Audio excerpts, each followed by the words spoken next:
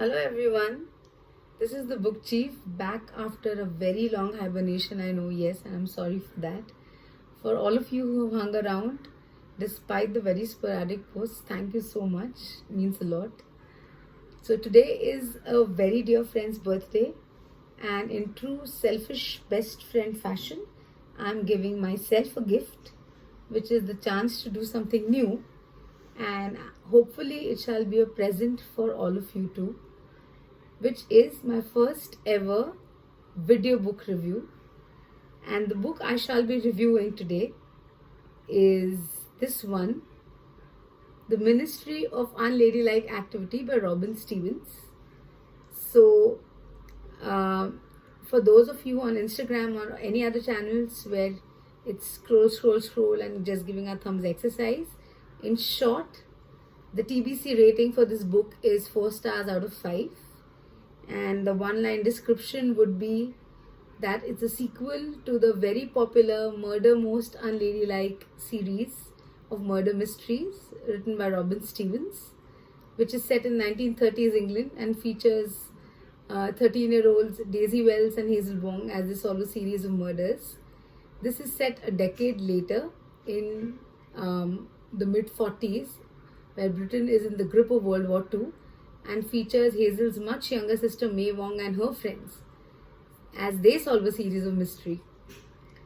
It's just the first book has come out yet. I'm assuming this is a series, and I enjoyed it quite a lot, in fact. So for the longer review, head to the link in my bio or below. Thank you, and I hope you enjoy it, as in the review. Bye.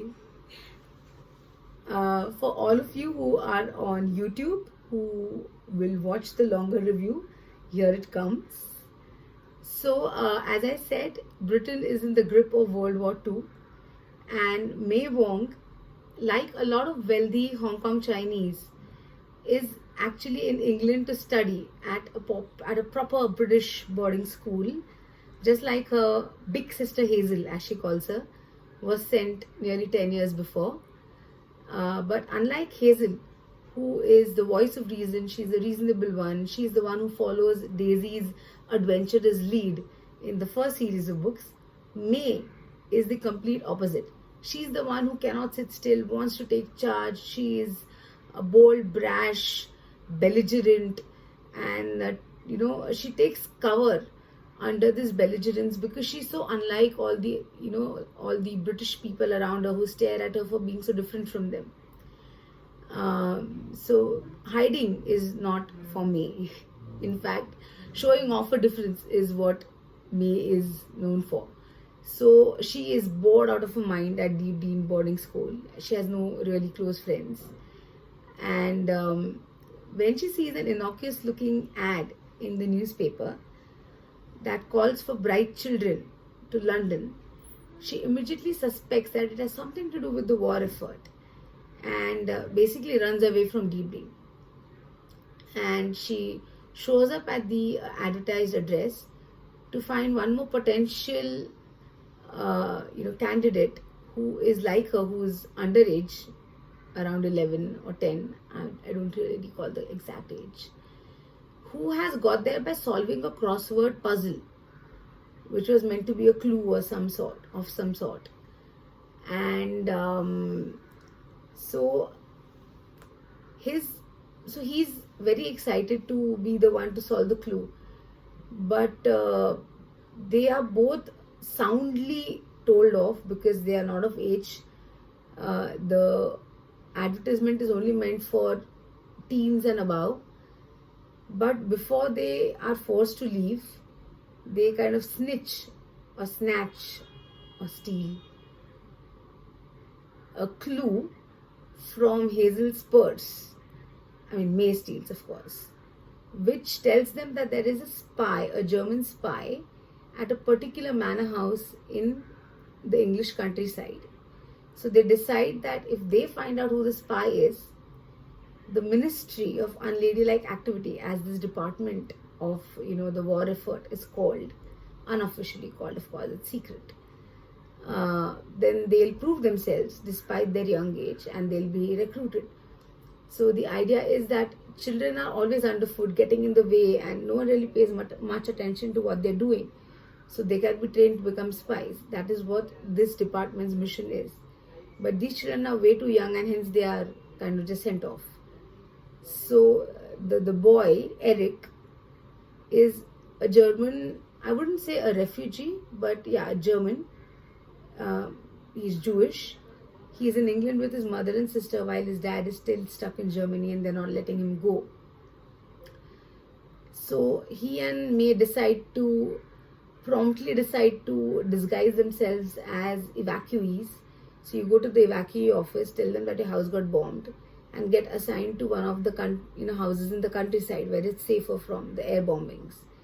And through a series of maneuverings and manipulations, manage to get themselves assigned to the very same house where they find where they have the clue that the spy is hidden. And they find themselves in the midst of a very proper English family. 3 sons, one daughter-in-law, one widowed daughter, one maidservant, one crotchety gardener, and a set of grandparents, and a couple of grandchildren as well. And the family is living in denial of the war because the grandmother has lost her first husband and her eldest son to another war. So the family pretends as though nothing has happened, and they pretend rationing is not on, while it is on, but they pretend as though meals are happening on time, and the poor teenage maid is overworked, underpaid, so is the gardener. And no one really, so they take in evacuees because it's the duty, but no one really pays them much attention, except for the widowed daughter's daughter. Her name is Fionnuala, and being very British and proper, they prefer to call her Fiona, though she likes to be called Nuala. So, and being very British and proper, the family does not like the fact that their daughter ran away and married an Irishman and went to America, and they had a theatre company there. And Nuala tries her best to fit in with a British family but can't. She really likes, the theatre and acting and being part of the company, as she calls it. So May, with her belligerence and loudness and boldness and brashness, and Nuala with her, trying to fit in, immediately get at loggerheads with each other. Nuala kind of gives her the stiff upper lip treatment because she's putting on an act of being a proper British girl, and May just tears through it. So Eric is like, the Zen factor between the two girls. He's the voice of reason, the calm one, and they kind of become an unlikely team who's trying to find out the spy. Of course, they don't tell Nuala that at the beginning, but when a series of murders takes place at Elysium House, 2 sons of the house, as Nuala's uncles, are killed one after the other, both violently, is when they realize that they have stumbled into something far more dangerous than just a spy. And that is when Nuala and they truly become a team. And they use their wits, their acting skills, and sometimes just sheer luck to find a list of suspects, narrow it down, and of course in the end they solve the mystery. Coming to the review part of it, did I like the book? Yes, I like the book very much.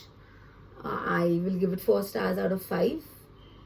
And among the characters, I loved May because she was so bold, is so bold and brash, and couldn't care less about being liked. I think we need more girl role models like this in literature. I loved Eric, despite being worried about his mother and his sister and his father.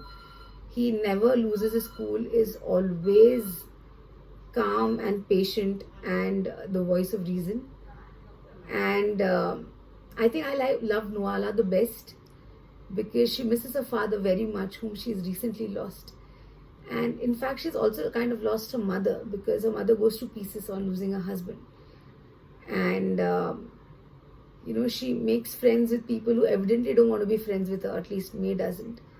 And at heart, she is a true, honest person, kind, but brave and steely when needed.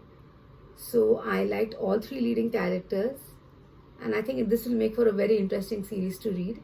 So I will recommend it for, say, 11 to 13-year-olds. I think it will be available on all major book buying platforms. So do give it a read and let me know what you thought of the review and of the book in the comments below. Thank you. Bye.